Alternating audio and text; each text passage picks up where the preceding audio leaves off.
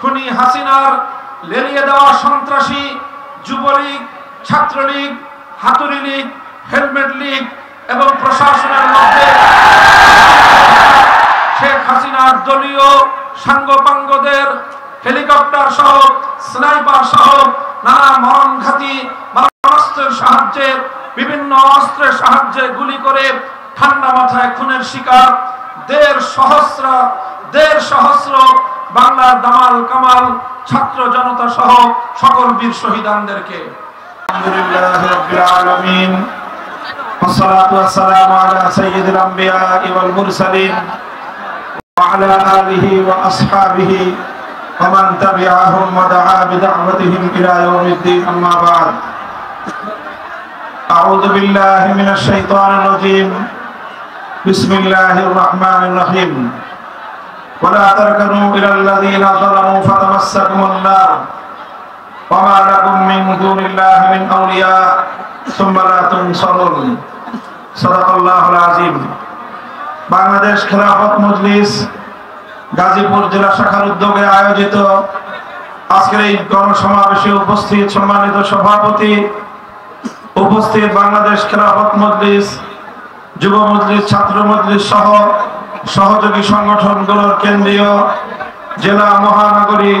নেতৃবৃন্দ, বিভিন্ন উপজেলা, থানা, ওয়ার্ড পর্যায় থেকে সমবেত সংগঠনের বিভিন্ন স্তরের নেতা কর্মী ও তৌহিদি জনতা, গাজীপুর জেলাবাসী, সর্বপ্রথম আমি আপনাদের শুকরিয়া জ্ঞাপন করছি যে আপনারা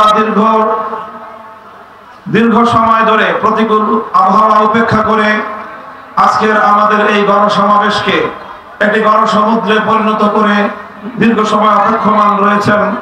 আল্লাহ রাব্বুল আলামিন আপনাদের সকলকে উত্তম বিনিময় দান করুন। আমি সর্বপ্রথম মহান রব্বুল আলামিনের শুকরিয়া আদায় করি যে রব্বুল আলামিন বাংলাদেশের মানুষের বুকের উপর থেকে জগদ্দল পাথরের মতো চেপে বসা ইতিহাসের জঘন্যতম স্বৈরাচারী শাসক শেখ হাসিনাকে উৎখাত করে দিয়ে এদেশের মানুষকে মুক্ত বাতাসে, মুক্ত আকাশে নিঃশ্বাস গ্রহণ করার সুযোগ করে দিয়েছেন। আল্লাহুম্মা লাকাল হামদু ওয়া লাকাশ শুকর। এরপর আজকের এই সুবর্ণ সময়ে,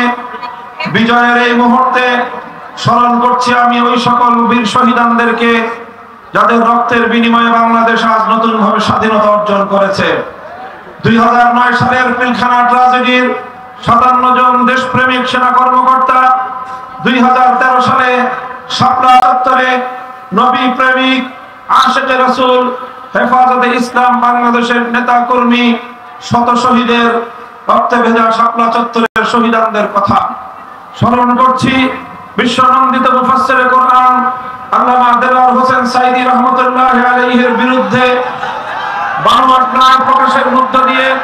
মৃত্যুদণ্ড ঘোষণা করার পর কোরআন প্রেমিক তৌহিদি জনতা তীব্র প্রতিবাদে ফেটে পড়ার পর পাখির মতো গুলি করে হত্যাকাণ্ডের শিকার শতাধিক কোরআন প্রেমিক তৌহিদি জনতাকে স্মরণ করছি। দীর্ঘ ফ্যাসিবাদের আমলে বিভিন্ন ভিন্ন মতকে দমন করতে গিয়ে খুন, গুম, হত্যাকাণ্ডের শিকার হাজারো বিরোধী দলীয় নেতা কর্মীদেরকে স্মরণ করছি। 2021 সালে বাংলাদেশের স্বাধীনতার সুবর্ণ জয়ন্তীর অনুষ্ঠানে কুখ্যাত মুসলমানদের রক্তে যার হাত রঞ্জিত সেই গুজরাটের কসাই খ্যাত